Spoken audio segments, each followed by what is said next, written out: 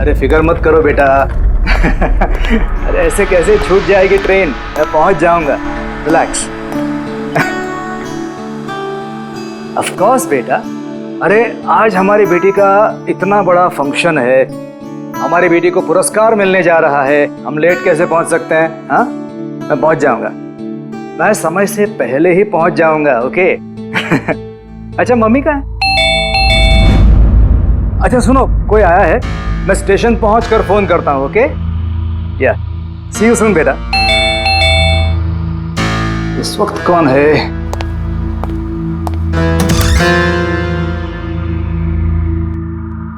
Hi sir, mister पवन कुमार। जी sir, आपके नाम का पार्सल है। पार्सल? जी सर। लेकिन भाई मैंने तो कुछ मंगाया नहीं। सर, नाम आपका है और एड्रेस भी यही है sir. Let me see. Sir, signature. Thank you sir. Thank you. पता नहीं कौन है ये, इसने भेजा होगा।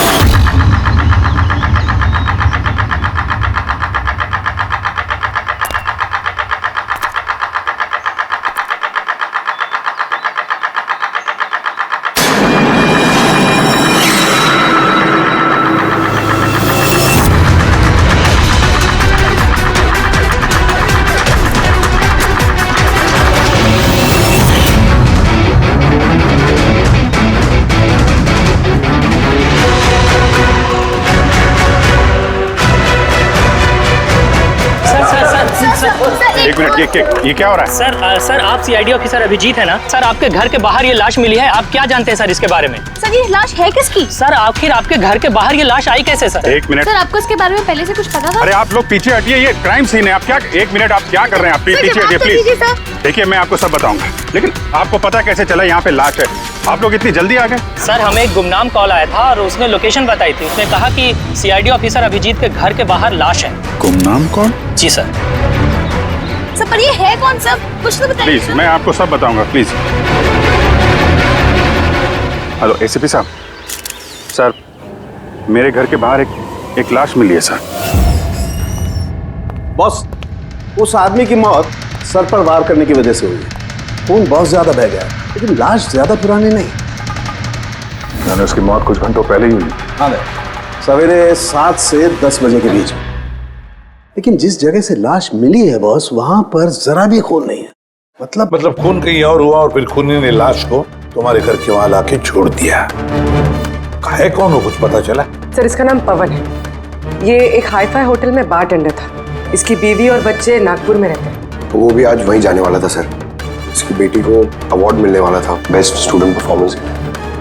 क्या बीती होगी बेचारे पत्नी पर और बच्ची पर। लगता है ये खून बदला लेने के लिए किया गया है।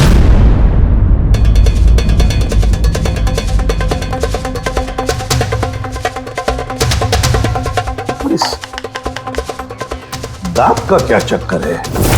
मुझे पता है सर, ये पवन, मैं जानता हूं सर इसे। ये मेरा बहुत पुराना खास खबरी था। क्या? हाँ यार, इसने बहुत इंफॉर्मेशन दी थी मुझे। इसकी वजह से मैंने बहुत सारे मुजरिमों को पकड़ा था।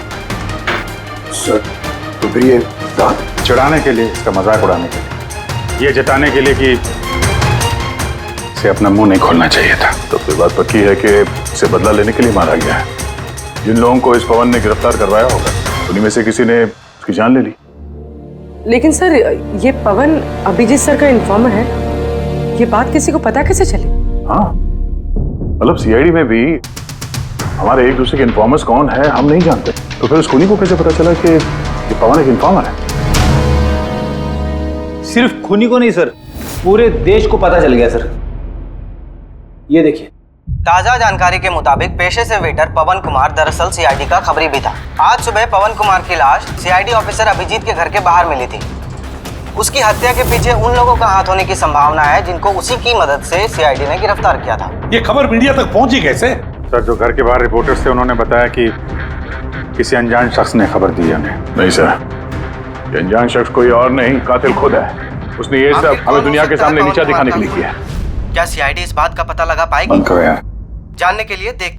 सब मेरी वजह से हुआ है। पवन की सुरक्षा मेरी जिम्मेदारी थी, मेरी वजह से जान गई है उसकी। देखो अभिजीत, जो कुछ भी हुआ है उसे तो हम बदल नहीं सकते, लेकिन एक बात तो पक्की है, जिसने भी ये किया है ना उसे हम छोड़ेंगे नहीं। अभिजीत, उससे तुम्हारी आखिरी बार बात कभी हुई थी? मतलब कहीं ऐसा तो नहीं कि वो तुम्हें कोई इन्फॉर्मेशन देना चाहता था और उसी वजह से वो मारा गया? पिछले हफ्ते ही मिला था मैं उससे, ऐसी तो कोई बात हुई नहीं थी। ये कुछ और ही चक्कर है, कुछ और ही चक्कर है। जब मरने से पहले पवन ने तुम्हें कुछ लोगों के बारे में इंफॉर्मेशन दी थी ना, कुछ याद है उसके बारे में? पूरा रिकॉर्ड है सर मेरे पास। ये पवन मेरे लिए 3 साल से काम कर रहा था और इन 3 सालों में मैंने उसकी मदद से 5 मुजरिमों को पकड़ा है। तो ये कोई ऐसा आदमी है जो पवन से बदला लेना चाहता था और अभिजीत को चैलेंज कर रहा है वो? हाँ, हो सकता है।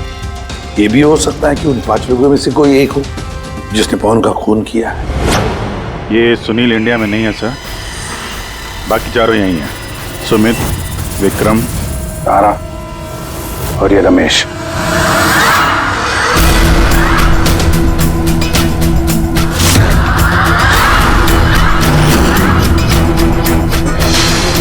हेलो सर, मेरा नाम अजय है। बताइए आप लोग क्या खाना पसंद करेंगे? रमेश, नाम को बदल लिया? सर उधर चल के बात करें प्लीज। ड्रग्स के केस में अंदर गया था ना? कब छूटा जेल से? है? सर मैं कसम खा के बोल रहा हूँ, मैंने वो सब काम छोड़ दिया है।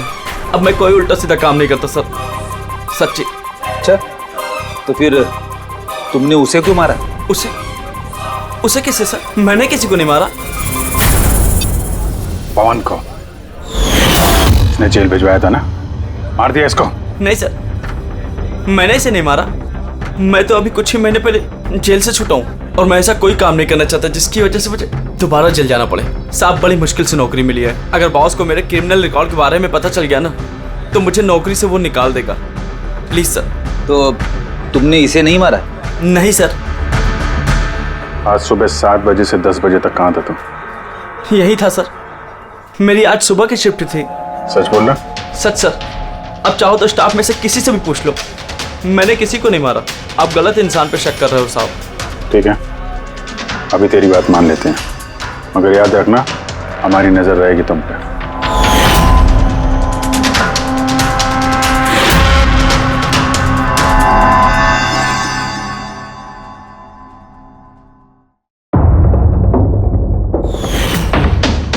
सब कुछ था मेरे पास, घर, परिवार, करियर, एक अच्छी खासी कस्टम ऑफिसर की जॉब थी।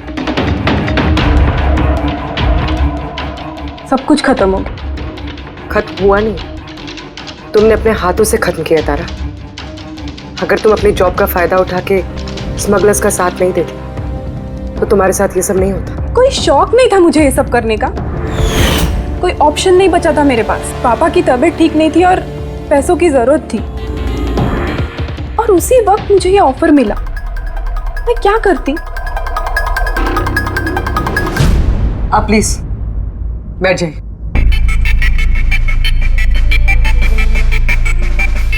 पर देखो ना, बीमारी ने नहीं, मेरे सदमे ने पापा की जान ले ली।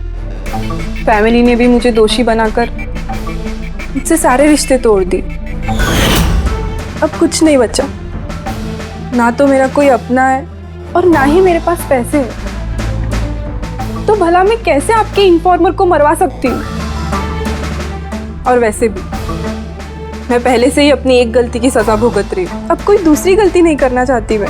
देखिए, आप प्लीज मेरा विश्वास कीजिए, मेरा इसमें कोई हाथ नहीं। पवन का खून तुमने करवाया ना? अब तुम खुद बताओगे या हम उगलवाएं? कौन पवन? वो खबरी?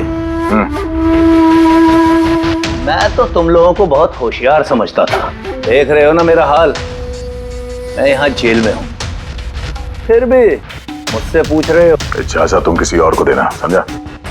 तुम्हारे काले कारनामों से जो तुमने पैसे कमाए हैं, उसे जेल के बाहर क्या क्या कर सकते हो हम सब जानते हैं। बोल, पवन की सुपारी किसको दी?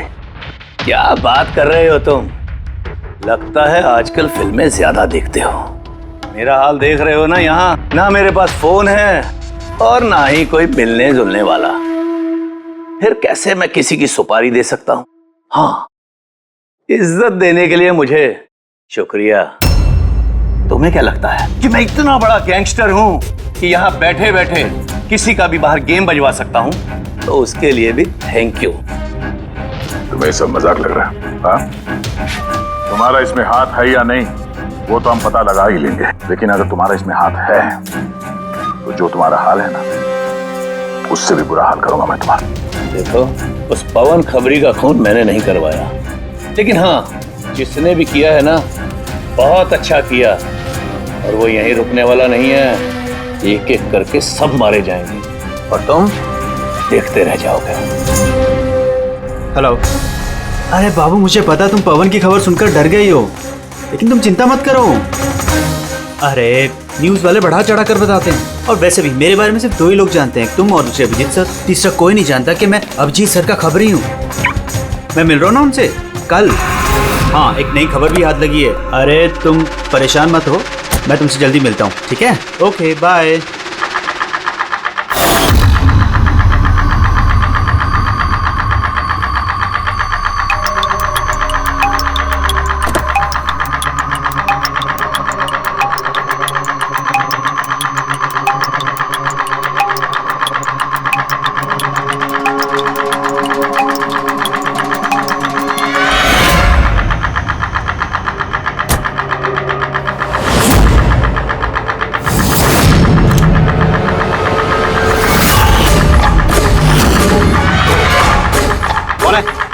कौन है वहाँ?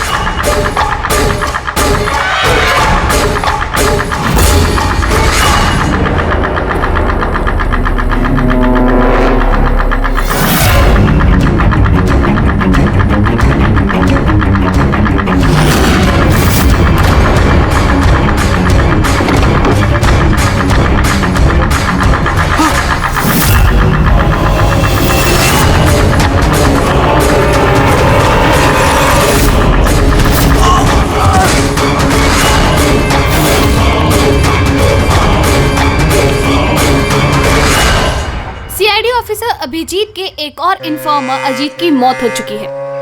आखिर ये है कौन जो एक एक करके सीआईडी ऑफिसर अभिजीत के सारे इन्फॉर्मर्स को मार रहा है? आखिर इसके पीछे का राज है क्या?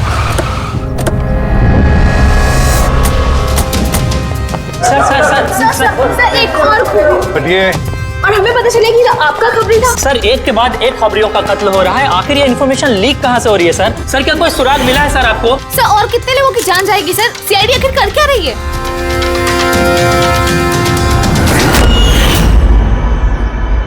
गला घोट के मारा है सर।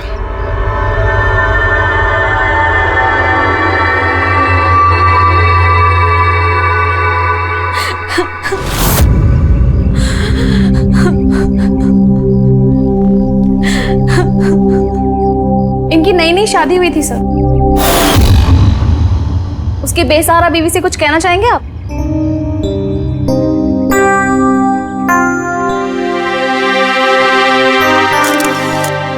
तो आप हैं इंस्पेक्टर अभिजीत, मेरे अजीत के अभिजीत सर। कितना भरोसा करते थे वो आप पर, और आपने उनका इस्तेमाल किया, उनको धोखा दिया है। आपने तो उनकी हिफाजत करने का भरोसा दिया था ना? क्या वो उस भरोसे का? कितने पैसों में बेचा आपने उसको? बोलिए, जवाब दीजिए। कितने पैसे मिले आपको? आपका ईमान, आपका जमीन बेचने के लिए? बोलिए। मैम प्लीज बस कीजिए। मैम, आपको पता है किसके बारे में बोल रही हैं? आपने मारा मेरे अजीत को। खूनी है आप, खूनी है आप। मैम प्लीज सुन रहे हैं? संभालिए खूनी है आप, प्लीज। खूनी है आप। आपने मेरे अजीत को मारा है, खूनी है आप। तो ये थी इन्फॉर्मर अजीत की वाइफ, जिनके आंसू चीख चीख कर सीआईडी ऑफिसर अभिजीत से सवाल पूछ रहे हैं। क्या ये? हाँ, क्या कोई तमाशा चल रहा है? क्राइम सीन है ये। आप लोग यहाँ से जाइए और हमें अपना काम करने दीजिए। चलिए बाहर जाइए। पूर्वी, बॉडी को फॉरेंसिक लैब भेज दो। सर सही कह रहे हैं वो, मेरी वजह से मरे हैं दोनों। ये तुम क्या कह रहे हो अभिजीत? तुमने कुछ नहीं किया। क्या किया तुमने? सर, कुछ कर ही तो नहीं पाया मैं। ये दोनों मेरे इन्फॉर्मर्स थे, इनकी सुरक्षा की जिम्मेदारी मेरी थी और मैं फेल हो गया सर। पता नहीं किसी को कैसे इनके बारे में पता चला। यही तो पता लगाना है अभिजीत। ये जो दो लोग जिनकी मौत हुई है, ये दोनों तुम्हारे इन्फॉर्मर्स थे और ये कोई इत्तेफाक तो नहीं हो सकता। कहीं ना कहीं से ये इन्फॉर्मेशन लीक हुई है। हम अगर कहां से? ये दोनों एक दूसरे को भी नहीं जानते थे सर। इनके बारे में अगर किसी को पता था तो सिर्फ मुझे, मेरे अलावा कोई नहीं जानता था इन्हें। और उसके बाद में कातिल को पता चल गया। पर कैसे पता चल गया कातिल को? अभिजीत, ये दोनों एक दूसरे को जानते नहीं थे, फिर भी उन दोनों का संबंध था सिर्फ तुमसे, सिर्फ तुमसे। तो कातिल को इनके बारे में इंफॉर्मेशन तुम्हारे अलावा और कौन दे सकता है? सर, आपको लगता है कि... नहीं अभिजीत, ये मैं नहीं कहना चाहता। तुम याद करके बताओ, तुमने ये सारी इंफॉर्मेशन इन खबरियों के बारे में कहाँ रखी थी? घर में, कंप्यूटर में, अपने फोन में, ऑफिस में, कहीं तो रखी होगी ना? सर, मैंने बहुत संभाल के रखी है। वो मेरे पर्सनल लैपटॉप में है सर, मेरे घर में है, कोई एक्सेस नहीं कर सकता सर। तो फिर अभिजीत, हमें तुम्हारे घर पर जाना होगा, पता तो लगना चाहिए ये लीक हुई कैसे, कहां से इंफॉर्मेशन। सर,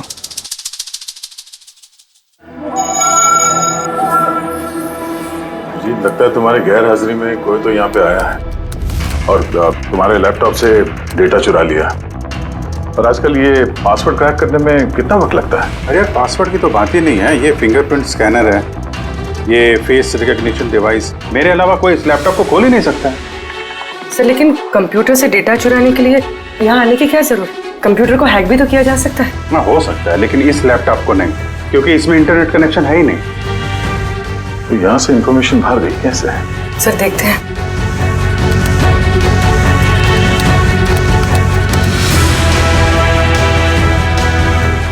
सर, आपके कंप्यूटर को रिमोट एक्सेस किया गया। अरे लेकिन कैसे? इसमें इंटरनेट कनेक्शन नहीं है, कैसे? सर ये देखिए, ये फाइल 2 हफ्ते पहले खोली गई। डेट देखिए। यार, इस डेट को तो हम लोग मुंबई में थे ही नहीं, बाहर थे। ये कैसे हो सकता है? हो सकता है सर। सर, आपने कोई नया सॉफ्टवेयर कॉपी या इंस्टॉल किया है ये 2-3 हफ्ते पहले? यार, उसकी कोई जरूरत नहीं है पूर्वी, तुमको पता है मैंने इस लैपटॉप में सिर्फ केस से जुड़े हुए दस्तावेज रखे हैं और कुछ सॉफ्टवेयर की जरूरत ही नहीं। हाँ, कभी कभार पेन ड्राइव की जरूरत होती है ट्रांसफर करने के लिए डेटा वगैरह। Sir pen drive? हाँ सर, वो पेन ड्राइव दिखाएंगे आप?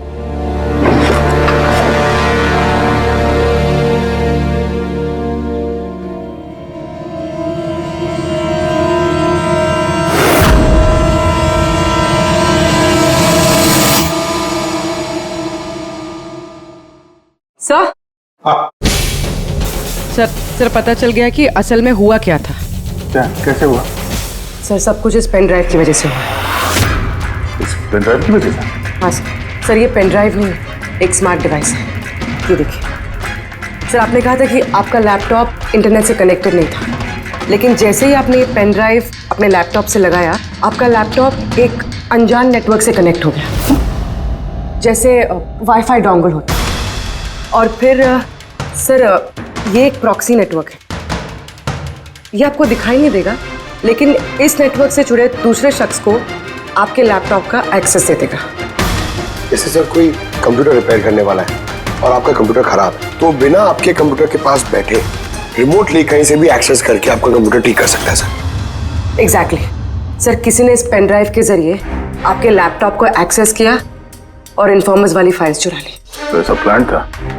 कातिल ने पेन ड्राइव तुम्हारे आसपास प्लान कर दिया। तुम्हें कुछ याद है ये पेन ड्राइव तुम्हें कहाँ मिली थी? ये तो मैंने ऑनलाइन खरीदी थी, एक अच्छा सस्ता ऑफर था, इसलिए वो मेरे मेल पे आया था। ये मेल आया था।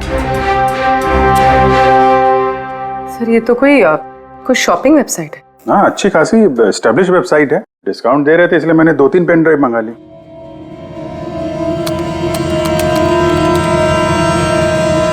सर ये वेबसाइट तो नकली है। हाँ? सर ये वेबसाइट तो फर्जी है। सर आपके साथ साइबर फिशिंग हुई है। सर ये देखिए, ये दोनों वेबसाइट्स, कोई फर्क नहीं, लेकिन ये वाली वेबसाइट इस वेबसाइट की कॉपी है। थोड़े बहुत कोड्स अलग हैं, कोई एक बार देखे तो समझ में नहीं आएगा।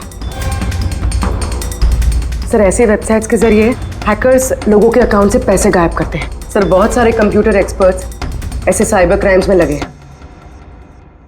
तो मतलब मुझे जो मेल आया, मैंने इस लिंक पे क्लिक किया तो मैं इस नकली साइट पे चला गया। हाँ सर।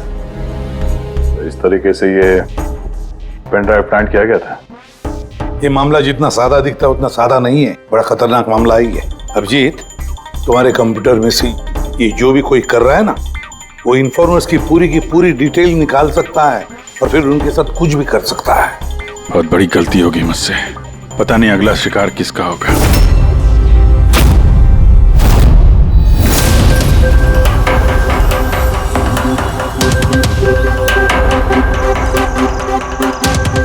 हाँ रवि। हाय सर, ये रही डिटेल्स। खबर पक्की है? पक्की खबर है सर, मेरी इंफॉर्मेशन कभी गलत नहीं होती है सर। सर बहुत डेंजरस लोग हैं। वो देख लेंगे, तुम ये रखो। हैं? Thank you sir. निकलो, संभाल के। Bye sir. सर कल रात को ड्रग्स की बहुत बड़ी तस्करी होने वाली है सर, और ये 2 नए चेहरे हैं जो सामने आए। ठीक है, तुम निकलो, मैं मिलता हूँ। ठीक है सर। रवि और कुणाल, सर इन दोनों की मदद से मैंने काफी बड़े केसेस सुलझाए हैं, ऐसे केसेस जिनमें काफी खतरनाक लोग शामिल थे। तो फिर अभिजीत, हमें कैसे भी करके उन लोगों तक पहुंचना पड़ेगा इससे पहले कि कातिल उन तक पहुंच पाए। पूनम। हाय कुणाल, कहाँ हो तुम? कितने फोन किए तुम्हें, मैसेजेस भी किए, एक का भी रिप्लाई नहीं किया तुमने। मैं बाहर गया था काम से, और तुम तो जानती हो ना, जब काम से बाहर जाता हूँ तो फोन यूज नहीं करता। तुम और तुम्हारा काम, पता नहीं क्या काम करते हो तुम, हफ्तों गायब हो जाते हो। अच्छा अभी वो सब छोड़ो ना, अभी तो आ गया हो ना तुम्हारे पास, तो कुछ अच्छी बातें करते हैं। अच्छा ये बताओ, क्या मंगाऊं तुम्हारे लिए?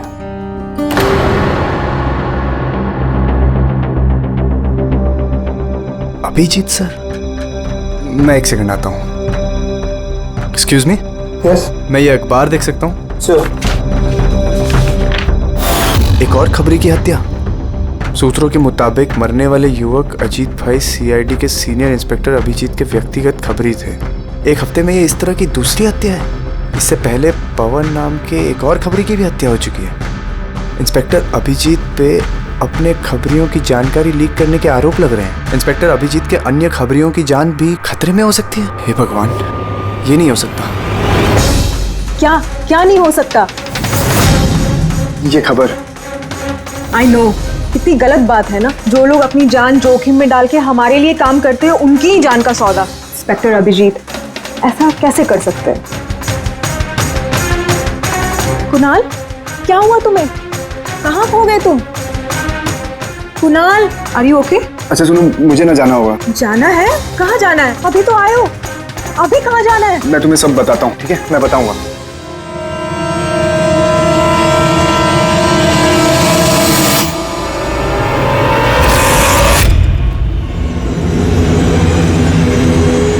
रिक्शा,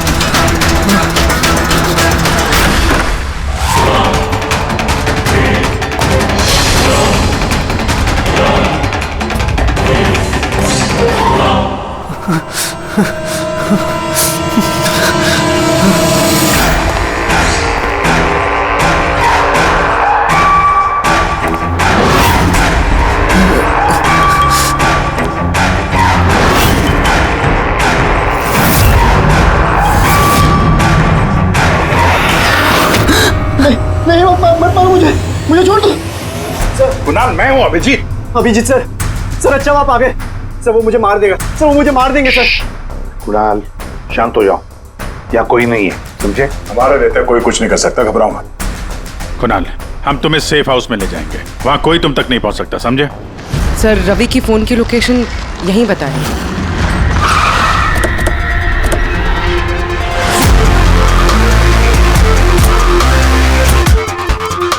यहाँ होना चाहिए लेकिन दिख तो नहीं रहा। रवि,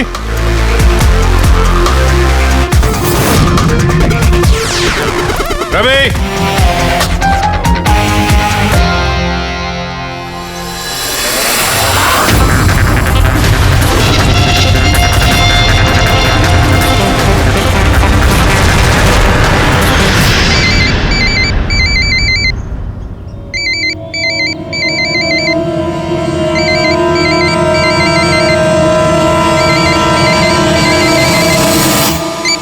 हेलो।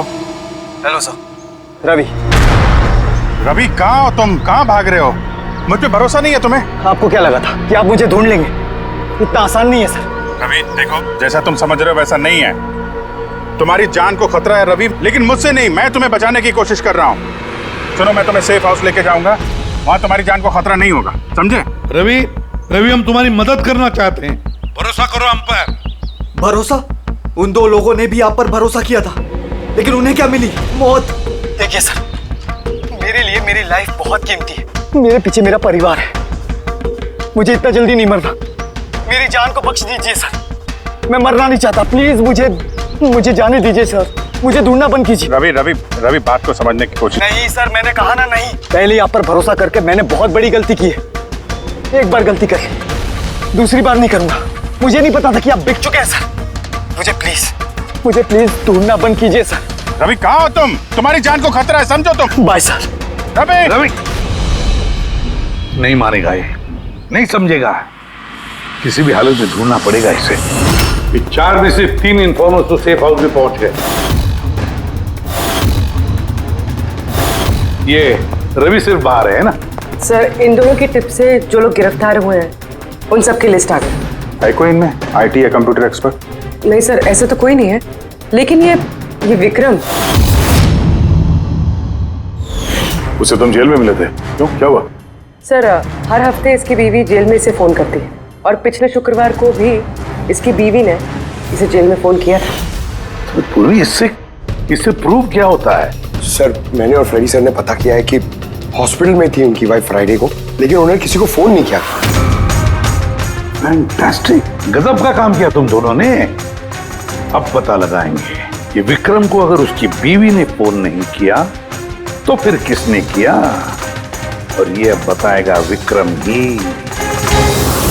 हमें सब पता है। वो शुक्रवार को तुम्हारी पत्नी हॉस्पिटल में एडमिट थी, उसने कॉल नहीं किया तुम्हें। तो उस दिन उसके नाम से जो कॉल आया था तुम्हें, वो फोन किसने किया था? मैं कह चुका हूं ना तुम्हारे को कि मैंने कुछ नहीं किया। फिर बार बार क्यों चले आते हो मेरा और अपना वक्त बर्बाद करने के लिए? वक्त हम नहीं, तुम बर्बाद कर रहे हो हमारा, समझा? और ये हमें बिल्कुल बर्दाश्त नहीं है। सीधे सीधे बताओ, क्या जानते हो इन हत्याओं के बारे में? हाँ बताओ, वरना मेरा दिमाग खराब हो गया ना। देख, अभी तक तो तू सिर्फ जेल में खा पी रहा है, घूम फिर रहा है। अगर सच सच नहीं बताएगा तो यहां से सीधा काल कोठरी जाएगा। काल कोठरी समझता है ना? और चीजों को तो छोड़ दे, रोशनी को तरस जाएगा। तो आखिरी मौका है तेरे पास, सच सच बता दे, वरना मैं तेरा काल कोठरी जाने का बंदोबस्त करूं। फोन एक फोन आया था। मैं नहीं जानता उस आदमी को। उसने तो मुझे फोन पर एक डील ऑफर की थी। कैसी डील? ये डील ये थी कि मुझे जिसने जेल में भिजवाया, जिसने मेरी मुखबरी की थी, उसने बोला कि अगर मैं उसको 3 करोड़ रुपया दूंगा तो वो उसको मार देगा। तो तुमने क्या कहा? सब सच बोलूं, मुझे उसकी बात पे विश्वास ही नहीं हुआ। मुझे लगा कि कोई मेरे साथ मजाक कर रहा है, तो मैंने उसको मना कर दिया। फिर उसने मुझको बोला कि और भी कई लोग हैं जो उससे बदला लेना चाहते हैं, वो उसको मारने की मुंह मांगी कीमत देंगे। और मुझे ये भी बोला उसने कि मैं न्यूज में देख लूं कि वो सच बोल रहा है। फिर जब मैंने न्यूज सुनी तो, पर सर मैं आपको एक बात बता रहा हूं, मैं उसका नाम नहीं जानता और ना ही फिर उसका कभी मुझे फोन आया। मुझको जो कुछ मालूम था मैंने सब आप लोगों को बता दिया। सच कह रहा हूं। ठीक है, इसका मतलब है उसने ऐसे और भी लोगों को कांटेक्ट किया होगा। बहुत बड़ा गेम खेला है। अपराधियों से पैसा कमाने का जरिया बना रखा है। सर आपके बाकी खबरियों की भी जान खतरे में, और हमें खूनी के बारे में कुछ पता ही नहीं। 3 करोड़, इसकी मांग बहुत ऊंची है। और ऐसे वो हर किसी को फोन नहीं करेगा, कि उसी को फोन करेगा जो उसकी मांग पूरी कर सके। ठीक कह रहे थे। पता करता हूँ अपनी लिस्ट में कितने लोग हैं जो 3 करोड़ रुपए खर्चा कर सके। ये शिकर हो सकता है। पिछले हफ्ते इसको फोन आया था। इसको कुणाल ने अंदर करवाया था और इसके पास देने के लिए पैसे भी हैं।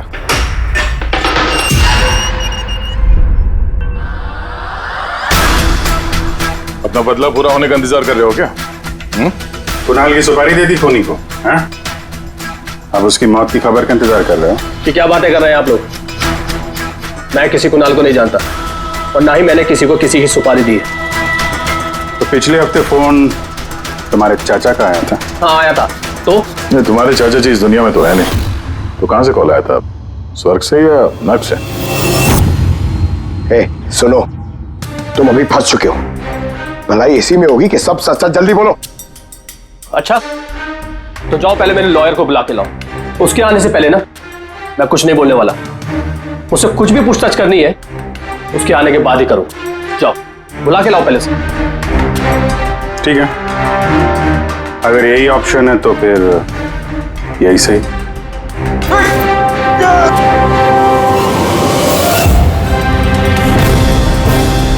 ये कहां लेके जा रहे हैं आप लोग मुझे? हमने तो तुमको बोलने का मौका दिया था, लेकिन तुम तो वकील बुला रहे थे। अब तुम्हारे साथ क्या होगा किसी को पता नहीं चलेगा, तुम्हारे वकील को भी नहीं। ये गलत कर रहे हैं आप लोग। सीआईडी ऐसा नहीं कर सकती है।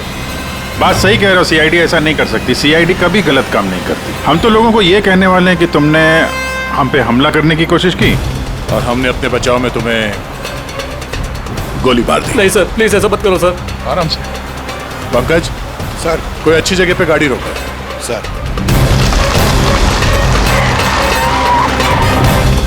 चल बाहर निकल।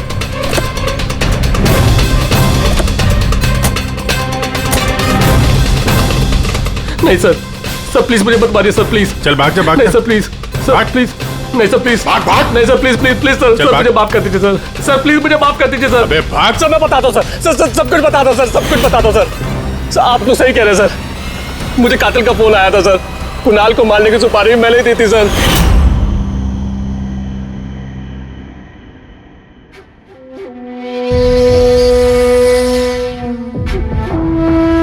हेलो शिखर। हाँ कौन? शिखर मैं कौन हूँ ये जानने की तुझे जरूरत नहीं है। तेरे लिए सिर्फ ये जानना जरूरी है कि जिसकी वजह से तू जेल गया है मैं उसे जानता हूँ और उसको मैं जान से भी मार सकता हूँ, लेकिन उसके लिए मुझे पैसे चाहिए। कितना पैसा चाहिए तुझे? पूरे 3 करोड़। ठीक है, आधा पैसा मैं तेरे अकाउंट में डलवा देता हूँ और बाकी का आधा पैसा काम पूरा हो जाने के बाद। लेकिन हाँ, ज्यादा होशियारी मत करना, नहीं तो तू मुझे जानता है ना कि मैं कौन हूं। शिखर मैं वादे का पक्का हूं, तुम्हारा काम समझो हो गया। चल रखता हूं अभी।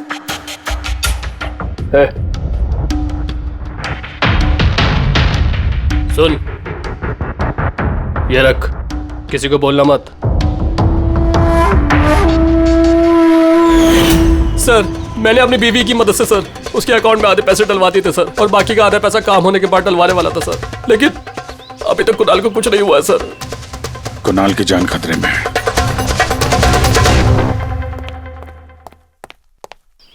सर एक सवाल सर प्लीज बताइए इस केस में किसी तरह की प्रोग्रेस हुई है क्या सर? बताइए सर प्लीज। सर सीआईडी पे इतने गंभीर आरोप लग रहे हैं सर, पूरा देश जानना चाहता है। ये इन्वेस्टिगेशन जारी है, सब पता चल जाएगा।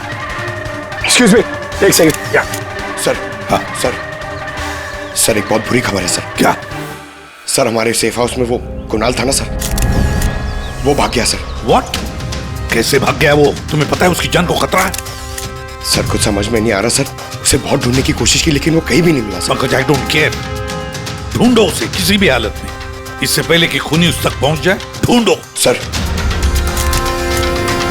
Yes, now this is the breaking news. एक के बाद एक हो रही सीआईडी इन्फॉर्मर्स की हत्याओं का रहस्य सुलझाने में सीआईडी पहले से नाकाम थी और अभी अभी एक खबर आ रही है कि कुणाल नाम का सीआईडी का एक और खबरी जिसकी सुरक्षा का जिम्मा सीआईडी ने लिया था वो लापता है। सीआईडी ने कुणाल को जिस सुरक्षित ठिकाने पर रखा था वहां से कुणाल गायब हो गया है। क्या सीआईडी कुणाल तक पहुंचने और उसे बचाने में कामयाब हो पाएगी?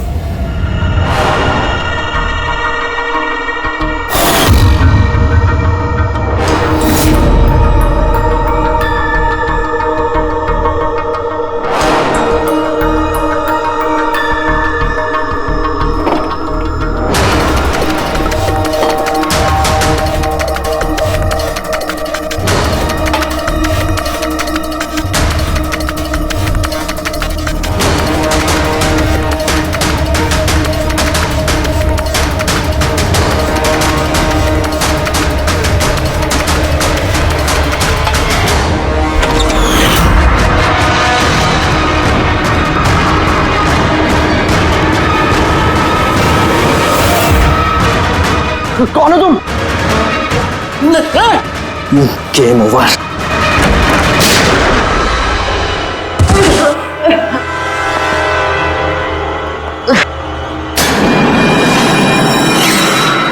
रवि तुम?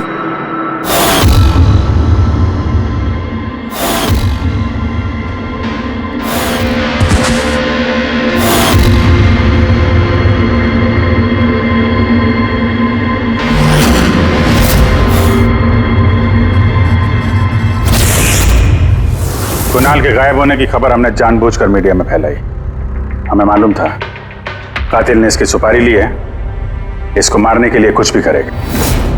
तो वही हुआ, मीडिया ने खबर फैलाई और तुम सूंघते सूंघते यहाँ आ गए। तुम यहाँ खुद नहीं आए, लाए गए। हमें पता था कि तुम्हारे पास इन्फॉर्मर्स की लिस्ट है और उसमें कुणाल का भी नाम। तुम कंप्यूटर्स के मामले में तो होशियार हुई, तुमने कुणाल का नंबर ट्रैक किया और यहाँ तक आ गए। क्यों किया रवि ऐसा तुमने? मैंने तुम पे भरोसा किया था। क्या बिगाड़ा था इन लोगों ने तुम्हारा? क्यों मार रहे हो इनको? आपके इन्फॉर्मर पवन की वजह से। उसने मेरी जिंदगी बर्बाद कर दी थी, उसी की वजह से मेरी मंगेतर तारा गिरफ्तार हुई। मैं उससे बदला लेना चाहता था, लेकिन उस वक्त मुझे यह नहीं पता था कि तारा की इंफॉर्मेशन किसने लीक की। मैं कैसे भी उन खबरियों तक पहुंचना चाहता था, बस फिर क्या था? मैंने एक प्लान बनाया कि अगर मैंने आपको ज्वाइन कर लिया तो मैं उन खबरियों तक पहुंच सकता हूं। मैं आपसे मिला, आपके लिए काम करने लगा सर, आपको इंपॉर्टेंट इंफॉर्मेशन देने लगा ताकि मैं आपका भरोसा जीत सकूं। अपनी सेफ्टी का बहाना बनाकर आपसे उन इन्फॉर्मर्स के बारे में जानने की कोशिश की। मैं कैसे भी उस लिस्ट तक पहुंचना चाहता था जिसमें उन इन्फॉर्मर्स के बारे में पूरी इंफॉर्मेशन थी। फिर वो ऑनलाइन ऑफर, वो पेन ड्राइव, पवन की मौत, और मैंने अपना बदला पूरा किया सर, पूरा किया अपना बदला। पवन के बाद तुमने अजीत को क्यों मारा और शिखर से पैसे लेके तुम कुणाल को क्यों मारना चाहते थे? पैसों के खातिर। पवन के तलाश के दौरान मुझे एहसास हो गया कि मेरे जैसे कई लोग हैं जो इन खबरियों से बदला लेना चाहते हैं और किसी भी हद तक जा सकते हैं। बस फिर क्या था, मैंने वैसे ही क्रिमिनल्स को कांटेक्ट किया और इंफॉर्मेशन निकालना शुरू कर दिया। इसके लिए मुझे बहुत पैसे भी मिलते थे, और उसमें बुराई क्या है सर? बुरा है या भला वो तो तुम्हें पता चल ही जाएगा जब जेल जाओगे। रवि, तुमने पैसे कमाए और मैंने भरोसा कमाया। मेरा भरोसा तो काम आया, लेकिन तुम्हारे पैसे अब तुम्हारे किसी काम नहीं आएंगे।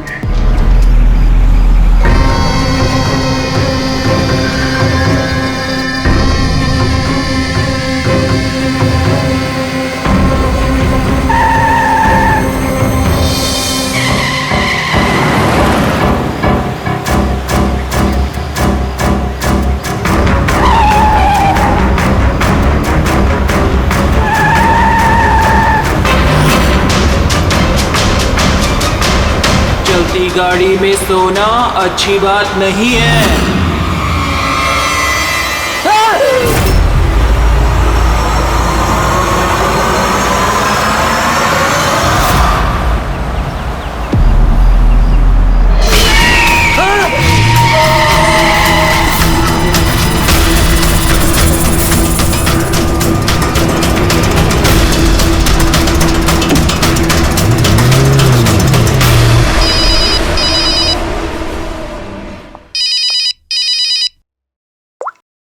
हाँ Vineet. Leela help me, Leela please help me Leela. क्या हो गया विनीत, तुम इतनी टेंशन में क्यों लग रहे हो?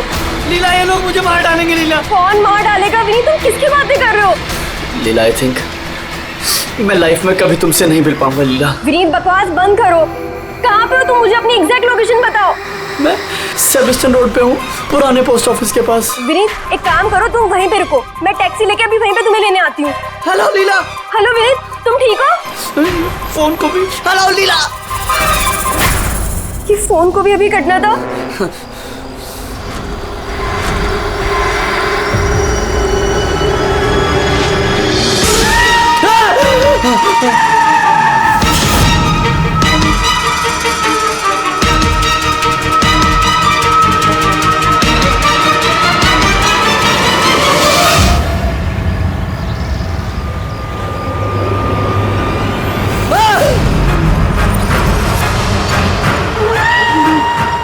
भगवान प्लीज हेल्प मी, मुझे मेरे घर तक पहुंचा दो प्लीज।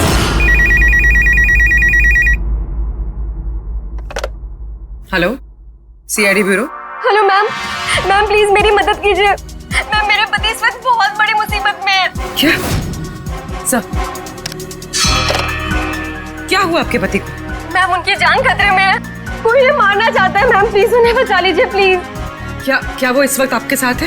नहीं मैम, वो इस वक्त अपनी गाड़ी में है। वो सेबेस्टियन रोड के पास जो पुराना वाला पोस्ट ऑफिस है वहाँ पे। अच्छा सुनिए मैम, देखिए हमारे 2 ऑफिसर्स उसी एरिया में हैं। आप हमें आपकी गाड़ी का डिटेल दीजिए। वाइट बैक्स्टर है और गाड़ी का नंबर है 2536। मैम आप उन्हें बचा तो लेंगे ना? आप फिक्र मत कीजिए, आपके पति को कुछ नहीं होगा। ओके पूर्वी, अभिजीत को फोन करो, उसे गाड़ी की डिटेल्स दे दो और उससे बोलो कि अर्जेंट है।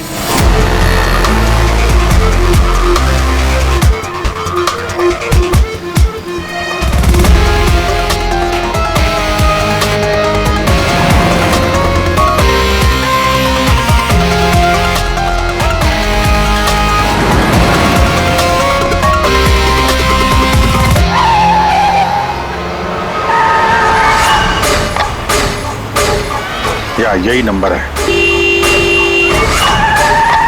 ये गाड़ी ऐसे क्यों चला रहा है?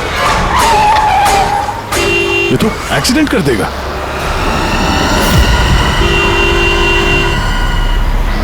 मुझे माफ कर दो, मुझे माफ कर दो, मैं मरना नहीं चाहता, मुझे माफ कर दो। किससे बातें कर रहा है? गाड़ी में तो कोई नहीं है। अरे विनीत, किससे बात कर रहा है? गाड़ी में कोई नहीं है। अंधे हो तुम लोग, तुम्हें दिखाई नहीं दे रहा? इतने सारे लोग मुझे बुला रहे हैं। कर क्या रहा है ये? मुझे माफ कर दो, मैं मरना नहीं चाहता। पागल हो गया लगता है। विनीत, विनीत, विनीत, तुम्हारी जान को खतरा हो सकता है, रुक जाओ।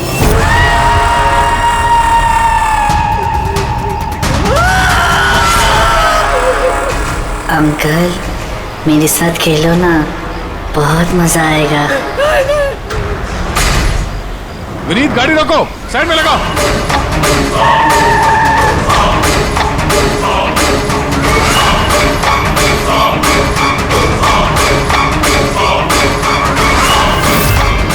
रुक जाओ।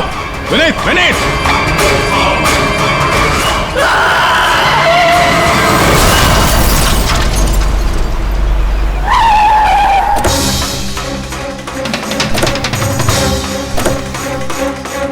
विनीत?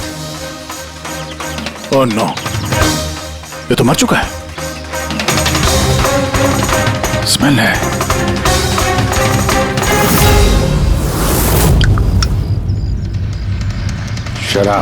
शराब पी के गाड़ी चला रहा था, लेकिन ये गाड़ी में बात कैसे कर रहा था? शराब के नशे में बड़बड़ा रहा होगा। शराब पी के तो यही होता है, एक्सीडेंट। आपने तो मुझसे वादा किया था ना कि विनीत को कुछ नहीं होगा, तो फिर क्या हो गया? देखिए मैडम, अगर उनकी जान को किसी और से खतरा होता तो हम उन्हें जरूर बचा लेते, लेकिन वो तो खुद ही शराब पी के गाड़ी चला रहे थे। आप तो जानती हैं कितना खतरनाक है। नहीं, उनकी जान खुद उनकी वजह से नहीं गई है, बल्कि उन लोगों की वजह से गई है जो इतने दिनों से उन्हें परेशान कर रहे थे। कौन लोग? सुबह शाम सोते जागते हर वक्त वो उन्हें सताते रहते थे। वो इतना ज्यादा परेशान हो गए थे कि उन्होंने अपने बिजनेस पे भी पूरी तरह से ध्यान देना बंद कर दिया था। किन लोगों की बात कर रही हैं आप? जरा साफ साफ बताइए। मैम, विनीत की मौत हमारे सामने हुई थी और उस वक्त कार में उसके अलावा और कोई भी नहीं था, तो उसकी मौत का दोष आप किसी और को कैसे दे सकती हैं? क्योंकि उनका खून हुआ है। मर्डर है ये, मर्डर। मर्डर हुआ है? आप जानती हैं किसने किया ये? आत्माओं ने। भले ही आप लोगों ने वो आत्माएं नहीं देखी होगी, लेकिन विनीत उन्हें साफ साफ देख सकते थे। सीआईडी आत्माओं को नहीं मानती। आप भी मानते सर। अगर आपने वो 2 हफ्ते पहले वाला नजारा देखा होता। लीला उठो, उठो लीला, लीला उठो।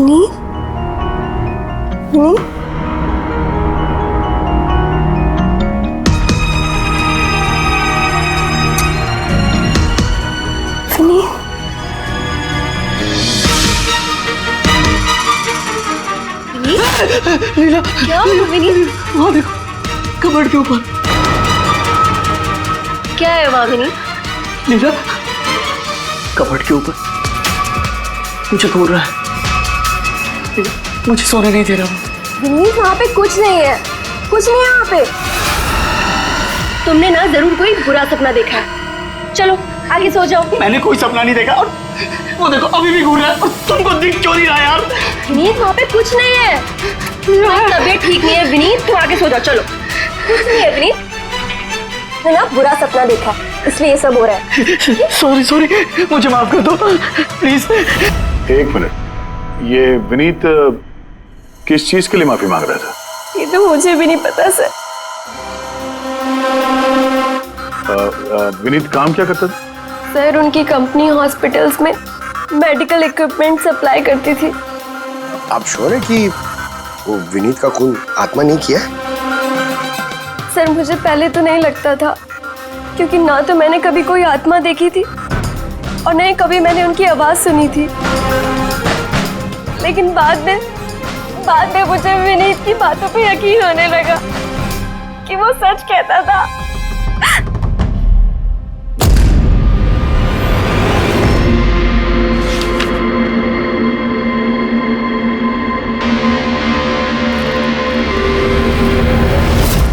हाँ बॉस, इसकी मौत की एक ही वजह नजर आ रही है, इसके सर पर लगी हुई है चोट जो इसे एक्सीडेंट के दौरान लगी।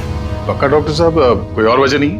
अब विसरल सैंपल्स को चेक करना अभी बाकी है, लेकिन प्राइमा फेसी तो यही दिखता है कि मौत की वजह एक्सीडेंट है। तो बॉस, इसके खून में हमें अल्कोहल की बहुत ज्यादा मात्रा मिली, तो मुझे लगता है उसी की वजह से इसे हेलुसिनेशन होने लगे और इसने टक्कर मार दी। मतलब ये खून का मामला नहीं है। हम फ्यूनरल के लिए बॉडी को लौटा सकते हैं। अगर कुछ डाउट हुआ तो विसरल सैंपल से पता लग जाएगा। पता नहीं सर क्यों अभी मुझे ऐसा लग रहा है कि ये केस उतना सीधा नहीं है, क्योंकि जब हमने लीला से पूछा कि ये विनीत किससे माफी मांग रहा था तो वो बात को टाल गई। हम लोग भी फ्यूनरल में जाएं क्या? वहाँ रिलेटिव भी होंगे, फ्रेंड्स भी होंगे, बहुत सारे लोग होंगे, देखते हैं कुछ पता चलता है। जाओ, जरूर जाओ फ्यूनरल में।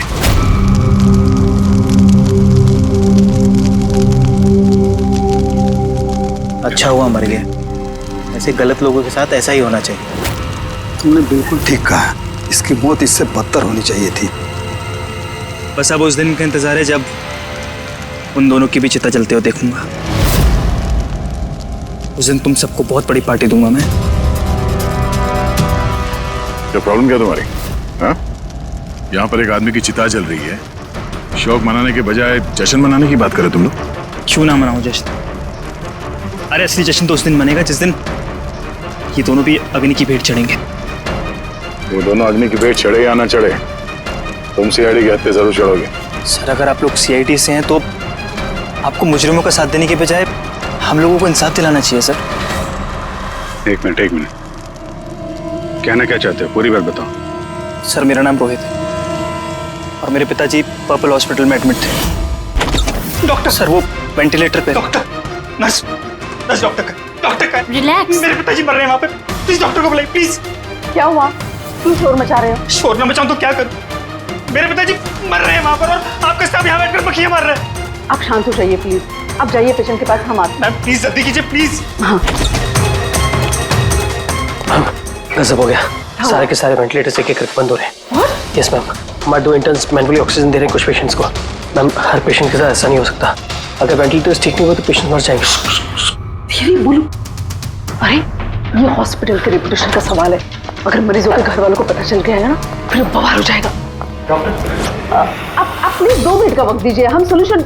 मैम एक एक करके सारे वेंटिलेटर्स बंद हो रहे हैं। बाकी के वार्ड्स में चेक करो। Okay ma'am. अरे वो सप्लाई विनीत को फोन करो ना, वो ही अभी कुछ कर सकता है। बस टेंशन लेने की जरूरत। डॉक्टर महक हुआ क्या है सर? सर वेंटिलेटर बंद हो रहे हैं सारे। आप प्लीज शांत रहिए, मैं बात करती हूँ ना। सर एक एक करके सारे वेंटिलेटर्स बंद हो गए। क्या ऐसे कैसे हो सकता है? तो किसी हॉस्पिटल में फोन करो ना, वहां से मंगवाओ। अरे राजा फोन लगाओ और मैं एक काम करूँ, टेक्नीशियन जो यहाँ पर है उसको बुलाओ। राजा क्या हो गया तुम्हें सुनाई नहीं देता? सर क्या आप कह रहे हैं? आप लोग क्या डिस्कशन में टाइम वेस्ट कर रहे हैं? मेरे पिताजी मर जाएंगे वहाँ पर। प्लीज जल्दी आइए प्लीज। बस आते ही है please. Ma'am very bad news, 2 patients की जान चली गई है, 5 पेशेंट्स बहुत क्रिटिकल कंडीशन में हैं। सर अगर आज हम लोगों का परिवार हमारे साथ नहीं है तो उसके जिम्मेदार सिर्फ और सिर्फ ये 3 लोग हैं, विनीत, महक और राजा। ये विनीत तो इक्विपमेंट सप्लाई करता था ना? जी सर। और ये महक राजा? सर जिस दिन ये हादसा हुआ उस दिन महक डॉक्टर इंचार्ज थी और राजा हॉस्पिटल का एडमिन संभालता था। ये सिर्फ राजा और महक आए हॉस्पिटल से या और लोग भी आए वहाँ के? आए ना सर, वो हेड नर्स परिणीता, वो शेखर जो कि मेंटेनेंस में, और वो डॉक्टर केदार इस हॉस्पिटल के मालिक। ठीक है, अभी शांत हो जाओ। हम इस मामले के तह तक जाएंगे। अगर तुम्हारे पिताजी के साथ नाइंसाफी हुई है तो उन्हें इंसाफ जरूर मिलेगा।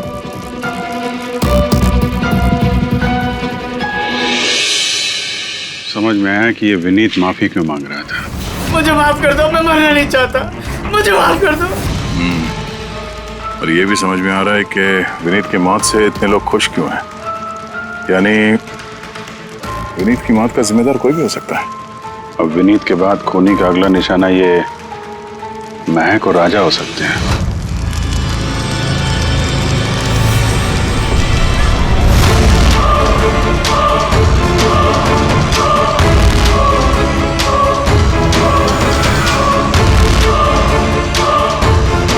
मुझे माफ कर दो।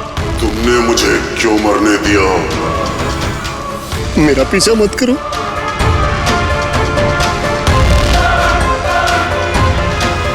ये बात किससे कर रहा है?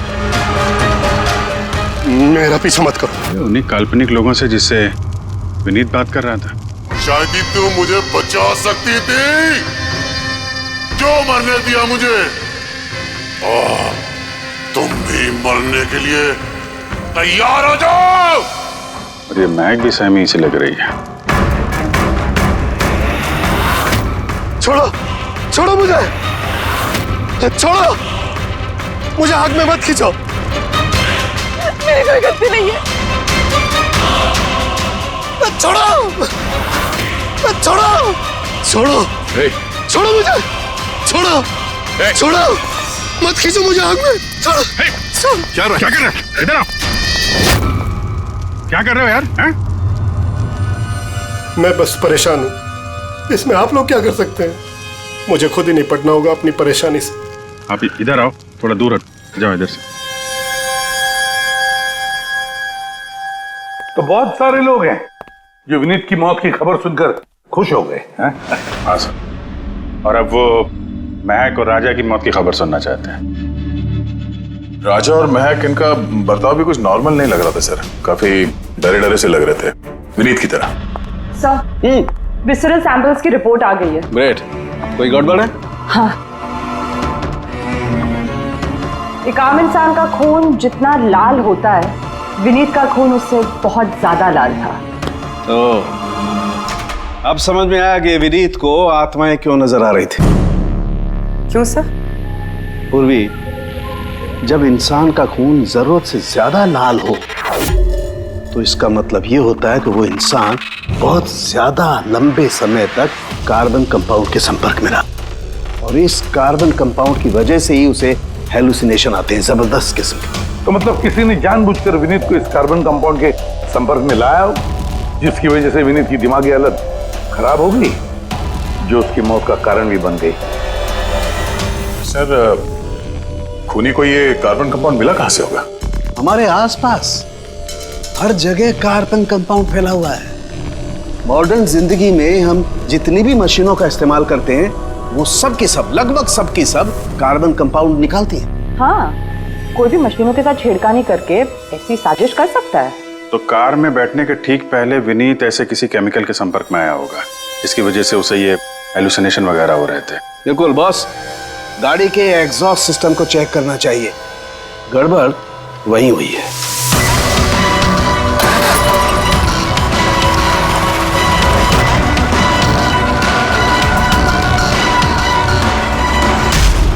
सालों के सर तो सही बोले थे सर। इसमें से तो केमिकल भर भर के आ रहा है। एक बात तो पक्की है पंकज, आत्मा कोई नहीं थी। हाँ सर, इसका मतलब अब खूनी के निशाने पे दो लोग हैं, राजा और महक।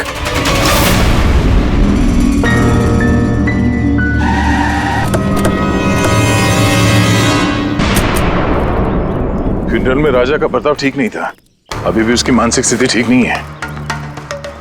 अरे सर, दरवाजा तो खुला है।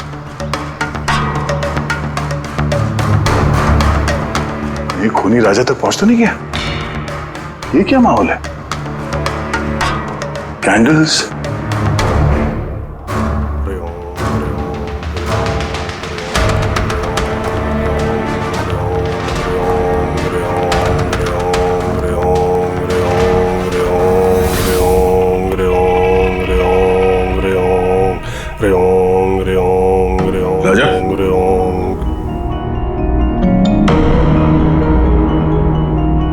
आप ठीक हो?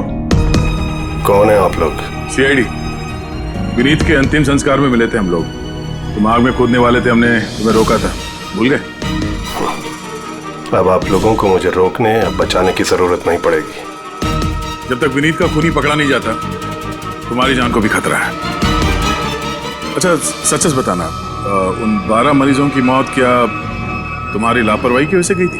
खबरदार जो मुझ पर ऐसा गंदा और झूठा इल्जाम लगाया था। मैं निर्दोष हूं और कोई नहीं मरा मेरी वजह से। शांत शांत।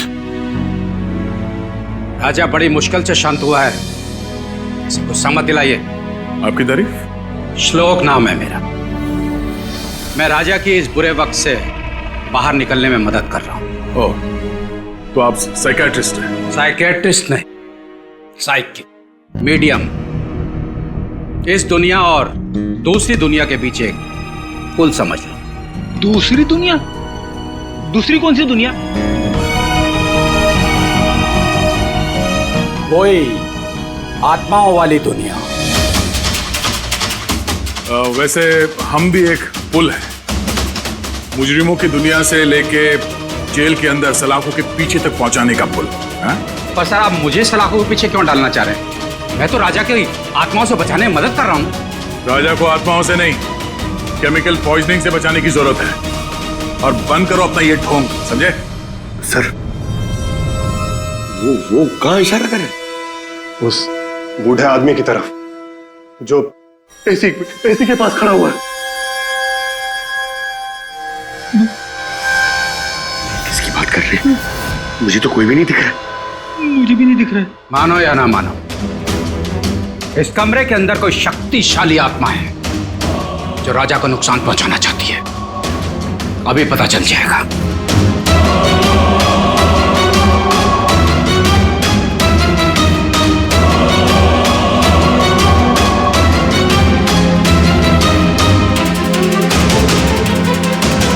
मीटर से आत्मा देखेंगे?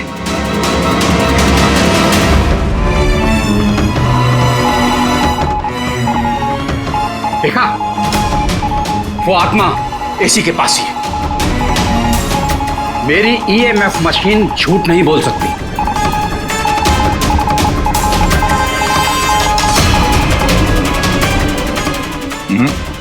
और हमारा भी ये मीटर गलत नहीं हो सकता, समझे?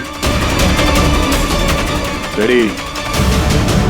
लगता है राजा को कार्बन कंपाउंड का असर उसकी गाड़ी से ही हुआ है। एक काम करो, ये मीटर ले जाओ, उसकी कार चेक करो। रेडी? पंकज, बताओ महक, विनीत के फ्यूनरल पे क्या देखा तुम? मैंने किसी को नहीं देखा, कुछ भी नहीं देखा। झूठ मत बोलो।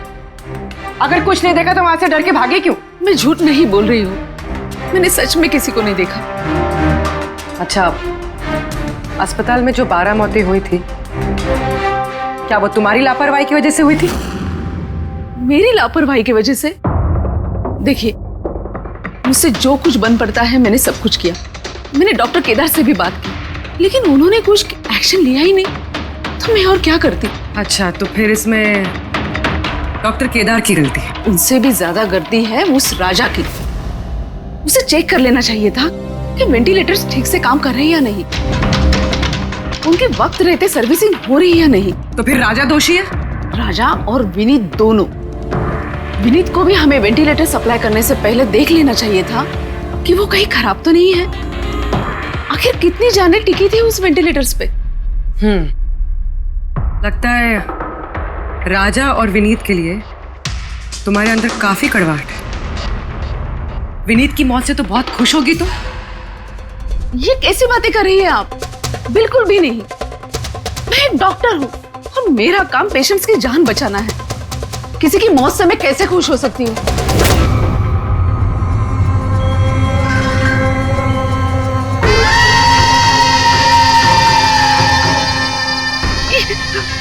वो आ गया, वो आ गया, वो देखिए। लेकिन यहाँ तो कोई नहीं। पीछे है। यहाँ पर कोई नहीं है। देखो, तुम घबराओ मत। जब तक मैं हूं तुम्हें कुछ नहीं होगा। हाँ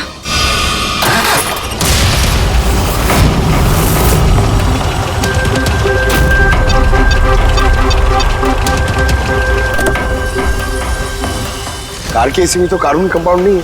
घर के अंदर देखते, चलो।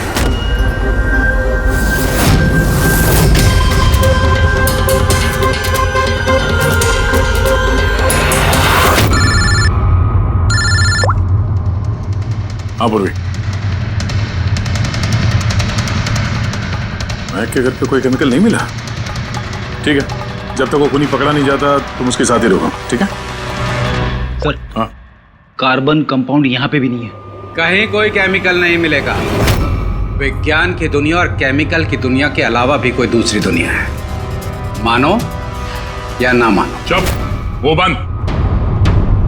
और जब तक बोलने को नहीं कहा जाए मुंह खोलना नहीं। राजा जी, आपको डरने की कोई जरूरत नहीं है। हम लोग हैं यहाँ पर, जब तक वो खूनी पकड़ा नहीं जाता सीआईडी आपके साथ ही रहेगी। मुझे सीआईडी की जरूरत नहीं है, ये है ना मेरी सुरक्षा करने के लिए। यार ये कैसे हो सकता है? ना राजा के घर में केमिकल मिला, ना महक के घर में केमिकल मिला, कैसे हो सकता है? सर, हमने राजा के घर को अच्छी तरह से चेक किया, एक एक कोना देखा, गाड़ी भी चेक की, कहीं कुछ नहीं मिला। हाँ मगर दया, अगर कोई केमिकल का इस्तेमाल ही नहीं हुआ है तो फिर राजा और महक को हेलुसिनेशन हुए कैसे? कोई तो वजह होनी चाहिए। और सर, जिस तरीके से विनीत के कार के एसी में केमिकल का इस्तेमाल किया गया है, ये किसी नौसिखिया का काम नहीं लगता है। तो कोई एक्सपर्ट। एक काम करते हैं, बनने वालों के घरों में देखो, शायद कोई ऐसा आदमी हो जो केमिकल्स के बारे में अच्छी जानकारी रखता हो, कोई केमिकल्स में एक्सपर्ट। और हाँ, हॉस्पिटल के उस स्टाफ को बुलाओ, चीफ नर्स जो है ना, हेड नर्स परिणीता, फिर हेड टेक्नीशियन शेखर और मालिक केदार, तीनों को बुलाओ। सर देखते हैं।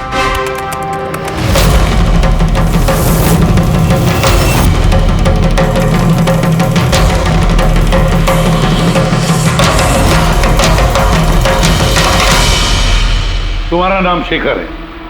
Yes sir. हॉस्पिटल के हेड मैकेनिक, मेन टेक्नीशियन, मतलब हॉस्पिटल में जब भी किसी मशीनरी में प्रॉब्लम्स आ जाते तो पहले तुम्हें पता चलता है। जी हाँ सर। तो हॉस्पिटल के वेंटिलेटर्स खराब हो गए थे, ये तुम्हें पता नहीं था? सर पहले से पता था। तो फिर किया कुछ नहीं क्यों? बताया क्यों नहीं किसे? हाँ सर, इसमें मेरी कोई गलती नहीं है। तो फिर किसकी गलती? सर, मैंने महक को पहले से ही बता दिया था वेंटिलेटर्स के बारे में, कि वेंटिलेटर्स में प्रॉब्लम हो रही है और वो कभी भी खराब हो सकते हैं। और ये वेंटिलेटर्स बंद होने से पहले तुमने बताया था? यस सर, 1 वीक पहले। मैम, मैंने आपको एक नोटिस भेजा था, वार्ड 3 के वेंटिलेटर्स ठीक तरह से काम नहीं कर रहे हैं। ओह, मैंने वो तुम्हारा लेटर पढ़ लिया था शेखर, तुम टेंशन मत लेना, मैं कुछ करती हूँ। बट मैम, मामला थोड़ा अर्जेंट है। हाँ हाँ, मुझे पता है। डॉक्टर महक।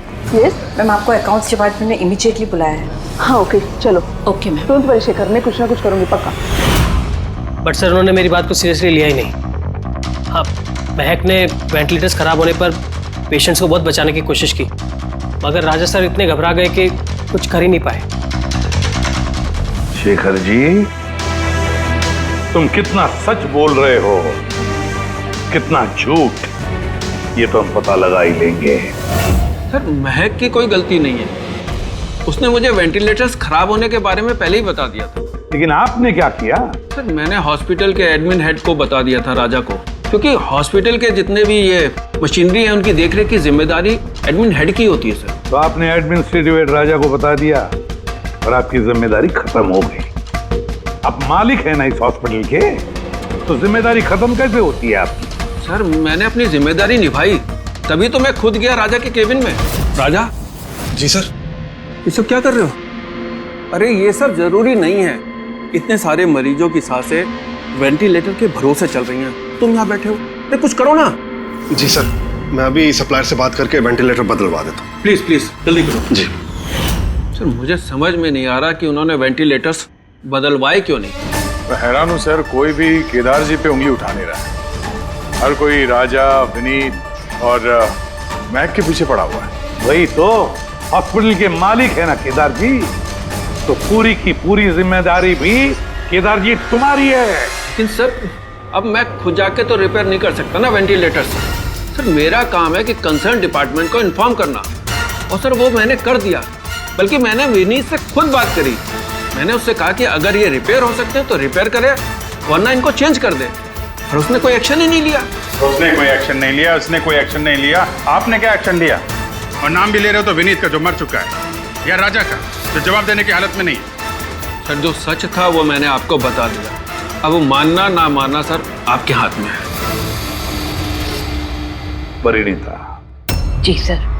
हॉस्पिटल की हेड नर्स, तो तुम हॉस्पिटल के बारे में सब कुछ जानती होंगी?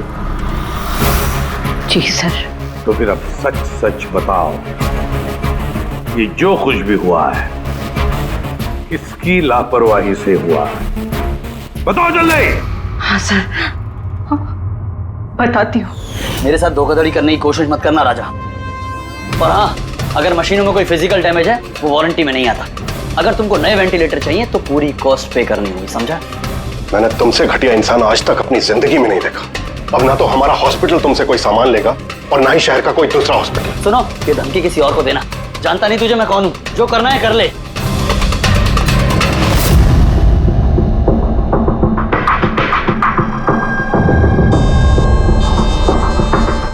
ये जो कुछ भी हुआ है इस राजा और विनीत के झगड़े की वजह से हुआ है।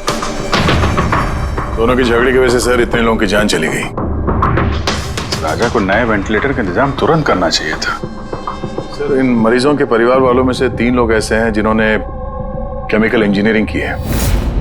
अच्छा, 3 लोग? तो फिर उनकी कुंडली निकालो, देखते हैं।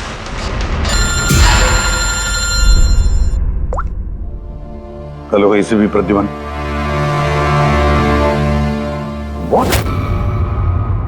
ठीक है, हम अभी पहुंचते हैं। क्या सर? राजा की मौत हो गई।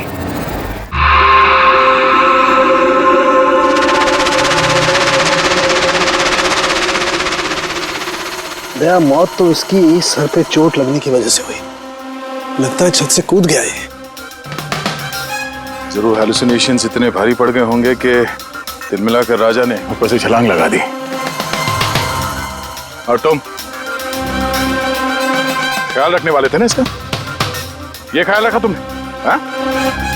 सर राजा तो एकदम शांत तरीके से सो गया था। मुझे क्या पता था कि अचानक उठ जाएगा और खुदकुशी कर लेगा। जिस वक्त ये सब हुआ तुम कहाँ थे? हाँ? सर मैं दूसरे कमरे में सो रहा था, तभी मुझे राजा के जोर जोर से चीखने की आवाज सुनाई दी।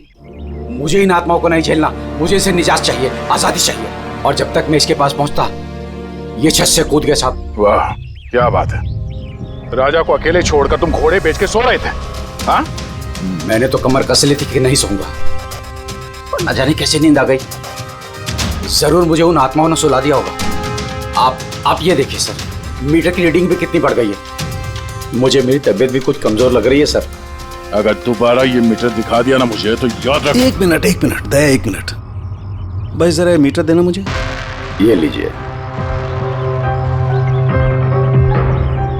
ये मीटर मैं रख लेता हूँ। हाँ? तुम्हें लौटा दूंगा बाद में। जी सर, पर दे दीजिएगा। हाँ जरूर दे दूंगा। अभी एक काम करो, अभी तुम घर जाके थोड़ा आराम करो। थक गए हो ना, बहुत कमजोरी होगी तुम्हें। हाँ? जी सर। बराबर सोए नहीं, जाओ आराम करो। ये क्या डॉक्टर साहब, उसे जाने दिया और ये मीटर रख लिया? दया, ये मीटर जो है ना, ये बड़े काम की चीज है।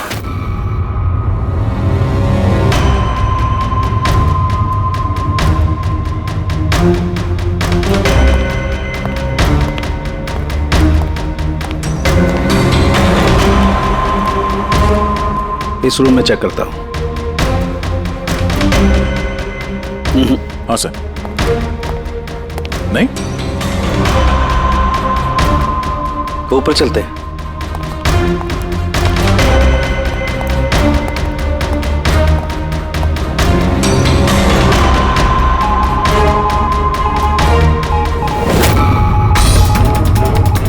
ये सलून के साथ आराम से, ये नीडल तो जंगली घोड़े की तरह भाग रहा है। माय गॉड, हम यहाँ पर ऐसे नहीं खड़े रह सकते दया, हमें प्रोटेक्टिव गियर्स पहनने पड़ेंगे। Protective gears? वो किस लिए सर? अरे अपनी सुरक्षा के लिए।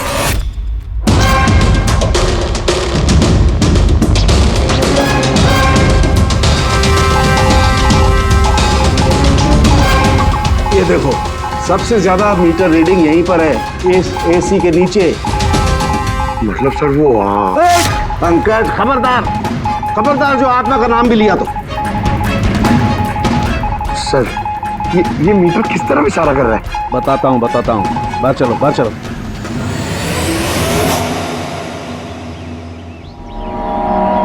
देखा दया, ये है EMF, इलेक्ट्रोमैग्नेटिक फील्ड डिटेक्ट करता है ये। इलेक्ट्रोमैग्नेटिक फील्ड्स, ये तो आजकल सभी इलेक्ट्रॉनिक अप्लायंसेस में होता है सर, टीवी, फ्रिज, एसी में। बिल्कुल दया, लेकिन उन अप्लायंसेस का EMF हिडन होता है, छिपा हुआ होता है, ताकि लोगों पर बुरा असर ना हो। कैसा बुरा असर? तो इसकी वजह से लोगों को नौशिया हो सकता है, जी घबरा सकता है, बेचैनी हो सकती है, और अगर ज्यादा देर तक संपर्क में रहे तो हेलुसिनेशन होना भी कोई बड़ी बात नहीं है। ओह, मतलब राजा को ये हेलुसिनेशन किसी केमिकल की वजह से नहीं हुआ है, अपने घर के इलेक्ट्रॉनिक अप्लायंसेस की वजह से हुआ है, क्योंकि उसका वो EMF ढका हुआ नहीं था। बिल्कुल। इसका मतलब है सर किसी ने ये जानबूझ के छेड़छाड़ की है इसमें। हो सकता है दया, वैसे ही राजा को अंदर से पछतावा महसूस हो रहा था, दुखी था बेचारा कि वो मरीजों को बचा नहीं पाया, इसीलिए हेलुसिनेशन उसे पछतावे के रूप में दिखाई देने लगे।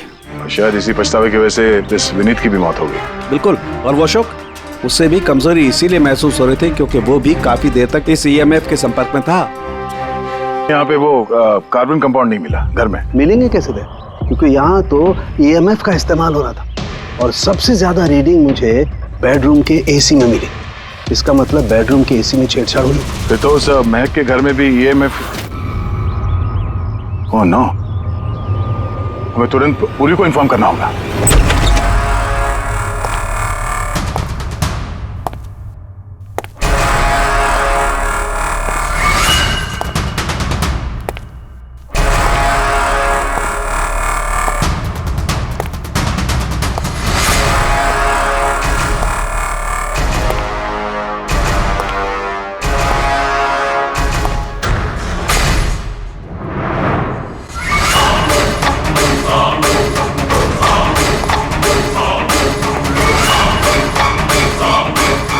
जान लेकर चैन नहीं पड़ा तुम्हें,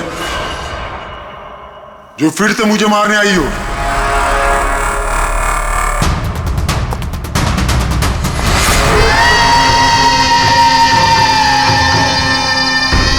तुम?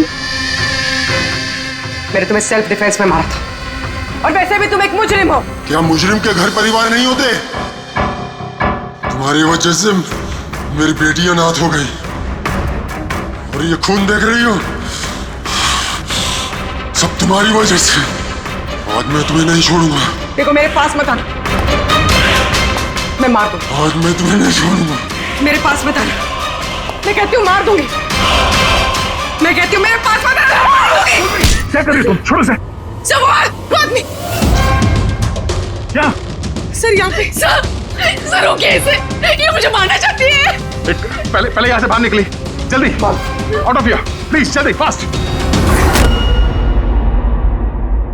ये हैं वो 3 लोग जिनका संबंध केमिकल इंजीनियरिंग से है। सुहास, दीपक और किशोर। खूनी इनमें से कोई भी हो सकता है। नहीं अभिजीत, कार के AC में केमिकल फिक्स करना अलग बात है, और इलेक्ट्रोमैग्नेटिक फील्ड को इतनी होशियारी के साथ इस्तेमाल करना अलग बात है। मुझे लगता है ये कोई ऐसा आदमी है जिसे साइंस की, मेडिकल साइंस की बहुत अच्छी जानकारी है, या तो कोई डॉक्टर या कोई साइंटिस्ट।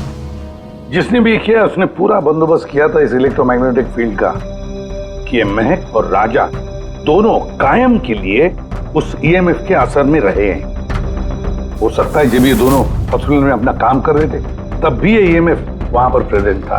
तो फिर सर शायद हॉस्पिटल के किसी मशीन के साथ भी छेड़छाड़ की गई होगी। बिल्कुल दया, बिल्कुल, और ये करने वाला वही है, हॉस्पिटल का अंदर वाला।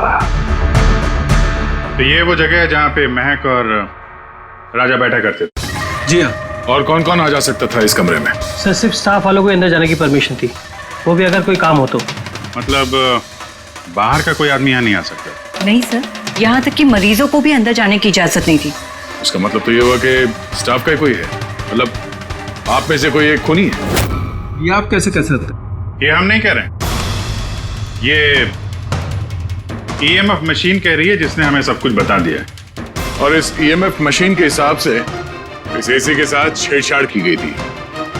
इसका मतलब है राजा और महक को मारने की कोशिश की गई थी, मगर बेचारा राजा मारा गया। एसी के साथ छेड़छाड़? क्या कह रहे हैं आप लोग? हमें तो कुछ समझ में नहीं आ रहा। ये बात इस कमरे में मौजूद वही इंसान समझ सकता है जो खुद खूनी है। और वो आज यहाँ एक प्रोटेक्टिव गियर पहन के आया है ताकि इलेक्ट्रोमैग्नेटिक फ्रीक्वेंसी से उसे कोई नुकसान ना हो। क्यों? कौन है वो?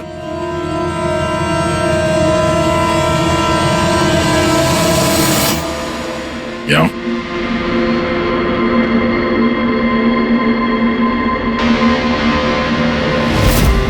फैशन सेंस तो बहुत अच्छा है तुम्हारा शेखर। कपड़े के अंदर ये सुरक्षा कवच।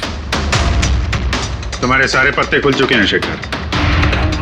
हमने तुम्हारे बारे में सब कुछ पता लगा लिया है। तुम ही यहाँ पे सिर्फ ऐसे टेक्नीशियन हो जो एसी के साथ छेड़छाड़ कर सकते हैं। अब जल्दी बताओ, क्यों किया तुमने ऐसा? हाँ, मैंने किया ये सब। और क्या गलत किया अगर मैंने महक, विनीत और राजा पे इल्जाम लगाया तो? इन लोगों की वजह से 12 मरीजों की मौत हुई जो मुझसे देखा नहीं गया। और मैंने सोचा कि इन लोगों को भी वैसी ही मौत मिलनी चाहिए जैसे उन 12 मरीजों को मिली। इसलिए मैंने EMF और कार्बन कंपाउंड के जहर का इस्तेमाल किया ताकि इन लोगों को ऐसी मौत दे सकूं। मौत नहीं, एक भयानक मौत। और ये मेरा इंसाफ था। इंसाफ करने का हक सिर्फ कानून को है, किसी और को नहीं, समझे? तुम जानते थे उस केमिकल के इस्तेमाल से उन लोगों को हैलुसिनेशन होगा। वो मरे हुए मरीज उन्हें सामने दिखाई देंगे जिसकी वजह से वो पागल हो जाएंगे। क्यों? और मैं अपने मकसद में कामयाब भी हुआ। जैसी मैं मौत चाहता था वैसी ही मौत विनीत और राजा को मिली। मगर अफसोस, महक को आपने एंड मोमेंट पे बचा।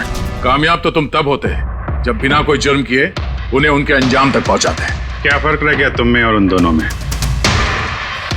अब तुम भी एक हत्यारे हो। तुम्हें क्या सजा मिलेगी इसका फैसला तो अब अदालत ही करेगी।